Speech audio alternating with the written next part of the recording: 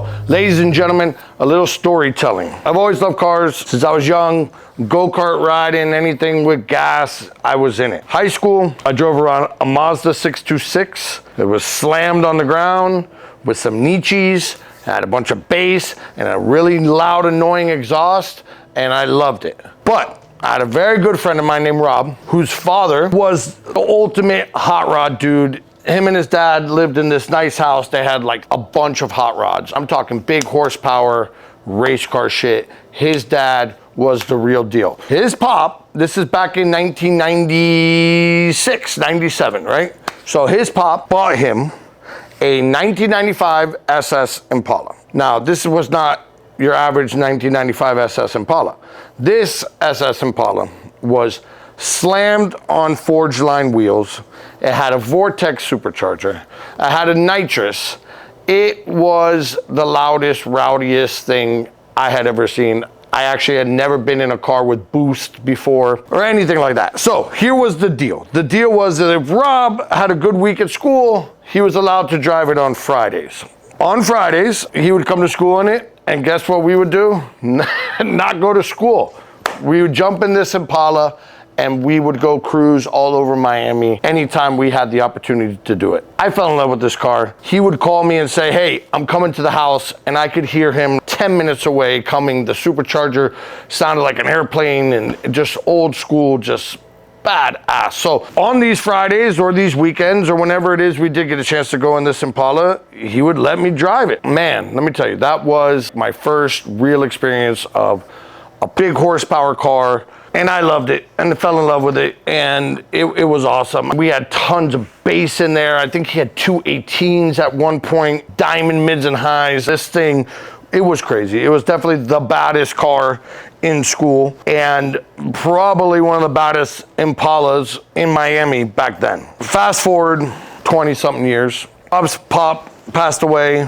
Rest in peace, awesome man. Rob moves away to California. He doing his thing. The car stays down here. Kind of moves around between, he wasn't able to take it to California. So the car stays down here, moves around to some friends here and there. It's lost in the sauce. I'm connected with Rob, disconnected with Rob. We reconnect. So about 6 months ago, maybe 6 months ago, call it, Rob gives me a call and says, hey, Benny, you want my Impala? And I said, your Impala? The Impala from high school? I said, you still don't have that car, do you? He said, well, it's been sitting in the back of a warehouse in Miami for the last 15 years, 20 years. Not that sure of the condition of it. I still own it, and I know it's still there. Why don't you go take a look at it and see if it's something that you're interested in? And I said, look, Rob, this is not my wheelhouse. I don't do this. Shit, I can't believe you still have this car. I gotta go look at it, right? So I go look at it, cue the videos of me looking at it. All right, Home Slice, I'm here. I'm gonna be very honest with you. This is breaking my heart. See this car like this, I'm sure it breaks yours. I mean, fuck, it is what it is, right? Body's got a bunch of dents and scratches and crap like that. And I don't know what the fuck happened, you know? So we obviously know it needs some serious body work and paint work. Interior is pretty fucked. Everything's broken, dashes all destroyed. Liner seats are fucked. It's all coming apart. I didn't try to crank it because, to be honest with you, I don't even know what kind of fluids are in here. Anything like that. I don't want to fucking fuck up the motor. Guessing brakes are probably seized up at this point. Really, hopefully there's no fucking rust all over that chassis, but I don't know without getting it up on a lift. I can't open the trunk. I wanted to, but looks like they broke out the hole. Hopefully it's not all rotted out under there. Yeah, I'll call you and we'll talk about it. You saw that. Car's rough. I call Rob. I said, look, bro, I don't know what to do. So Rob tells me, Benny, listen here.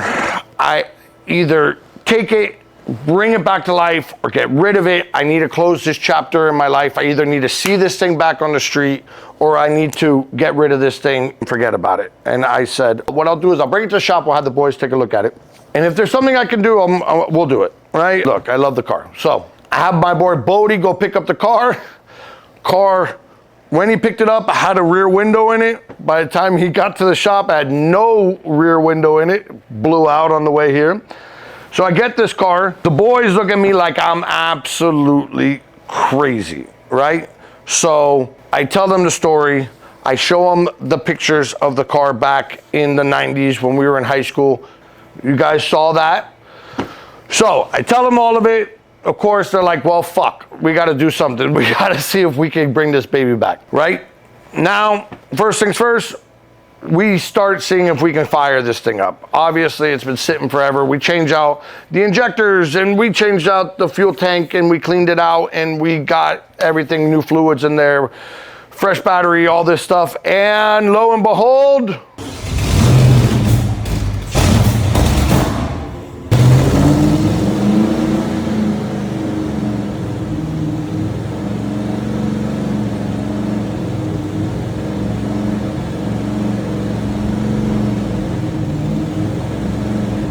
it's alive!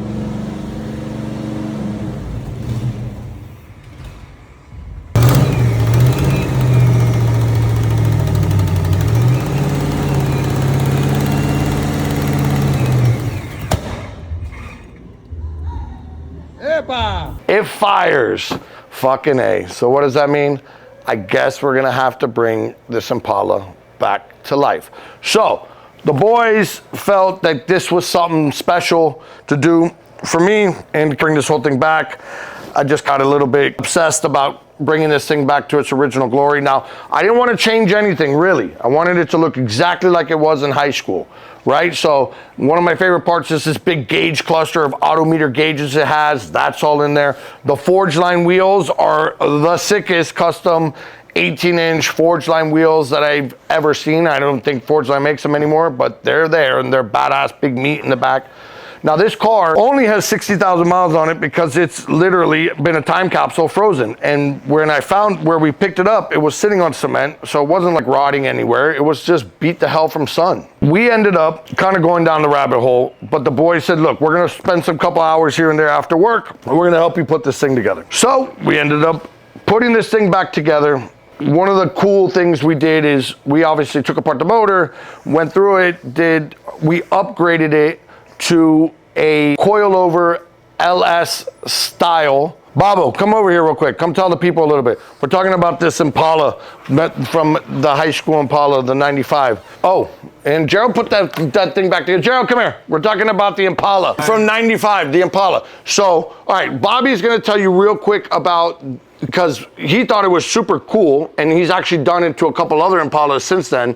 But tell him about the LS upgrade. Anybody familiar with the old LT1 platform knows and despises the OptiSpark ignition system, which is what basically killed that motor. There's a company out of Canada called Torquehead who has developed a replacement coil-on plug system for that car. Works very well. Goes where the old OptiSpark went, contains a cam sensor and a crank trigger.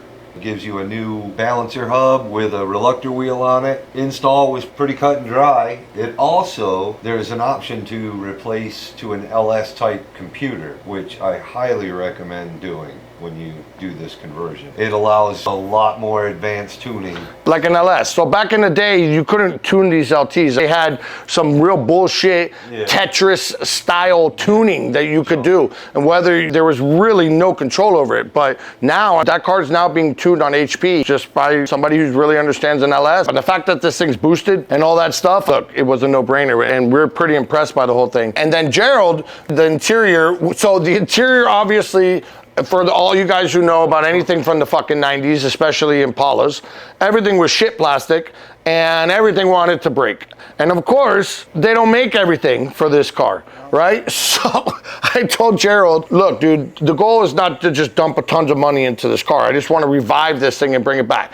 So this crazy man here took apart the whole interior, repainted all of it, right? You can use some awesome sim interior paint, works incredible. We matched the gray. He was piecing things together like a puzzle with glue and everything and making it work. So there's still a couple cracks on the dash and stuff. Look, for instance, you want the whole bottom of the dash of an Impala? $2,000 on eBay. So mine's got a couple cracks. It's character, right? The cracks belong there. But dude, ultimately, he put it back together. You guys will see. He put a new carpet kit. He did a headliner. We did a suede headliner. Audio system. Yep. Banging system. Of course, we had to have a slamming system. Rob had 18s in there. Now, I can't do 18s. My hearing is just not there anymore. But we got a couple 12s back there that bump real hard. Gerald put in some good mids and highs. We got the old school radio that pops in and out, like the one that Rob had back in the day when we were in high school. And the deck, new deck. He did a new deck in the back. A couple little upgrade tweaks, but ultimately it looks the same. He killed it. Bobby killed it with the motor. And ultimately this thing is back to life. So I hope you guys enjoyed checking it out. We're just still fine tuning the tune a little bit. Today we're gonna go on a cruise right now and do some logging, get tweaking, and hopefully get it up, mix under control and on the road. And that's it, dial it in, right? We're just working on the air fuel ratio of the car and trying to get it right. But dude, it was cool. We brought it back. I hope you guys dig it. It was fun for me. I know my boy Rob loved seeing it. He actually hasn't seen it in person, but he's coming down soon. We're gonna go cruising it. And it was a fun little project. My car in high school that I cruised around in all the time, so it was fun. When you get the chance to do this, you can't say no. Just can't. The boys, they wouldn't let me. When he dragged that car in, and we have a mutual friend that was involved back in those days, and he saw the car. These guys were about ready to cry over this car. Come on, we gotta fix it. Well, I was like, man, they're the ones that really pushed me to get this thing done and to make it happen and bring it back to life. And I'm glad we did. I think it's cool. Yeah. It's fun. It's a fucking blast to drive. It's literally like a boat. It might as well be a Cadillac. It's just, it floats and it's huge. I can pretty much shove every guy in the shop in there and we could go cruise this thing. And on top of it, it's cammed out and the supercharger's screaming and it's fun. It sounds sick. Yeah. So, hope you guys dig it. Check it out. Yeah, man. All right, I'm gonna let you soak that one in for a little bit. All right, yeah. So look, guys, look, here's the gauges I was talking about. Here's the little cracks that we were talking about. So if you look, this is still the old original carbon fiber kit. It's still in a couple places on here. Right, Gerald, we did this. He did a suede headliner. Why? Just because we fucking could. 61,000 miles. I mean, AC's pumping cold. I mean, dude, it's pretty cool. I mean, these dashes are notorious for cracking, so this one was severely fucking cracked. So we put this dash cover on it because, again, you spend $5,000 trying to buy something new if you can even find it. They're so sought after on these Impalas, but do me a favor, bring the RPMs up a little. Bring it up to 13. Hold it right there. Now, that's showing 15. Yep. These are showing, yeah, they're on the lean side, but they were rocking and rolling. See, that's why he wants an AF. That's steady. This is jumping all over and nothing's happening there. Alright. Yeah. Shouts out to my boy for fixing the road. Yeah, shit. Yeah, so my boy's doing this construction site here. There was these giant potholes that we smash in every day. I didn't know my boy was doing this construction site until I saw his company name on the back of some shirts. So I called him and said, bro, you're killing me. I'm fucking gonna blow some tires and some classics. Next day, fixed. I love that shit.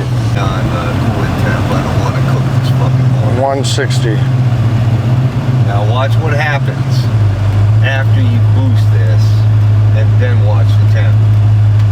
Because I got a feeling that under boost, this thing is so fucking lean, it's like a cutting board.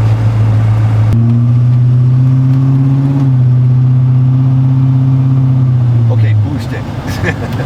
Right into the back of that truck. Bam! Right here, right now. Whap! Yep, and that's all, folks. Yep, it was fun. We're out of here.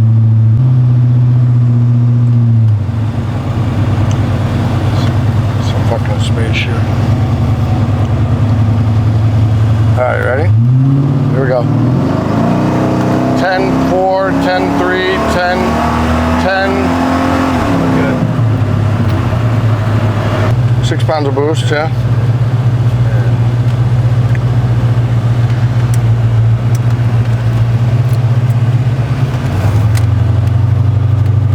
You want me to do it again? Yeah. Go for it now. Yeah. 5 pounds of boost, 10. And then it starts crawling. Look, so this is what I was talking about, the screen.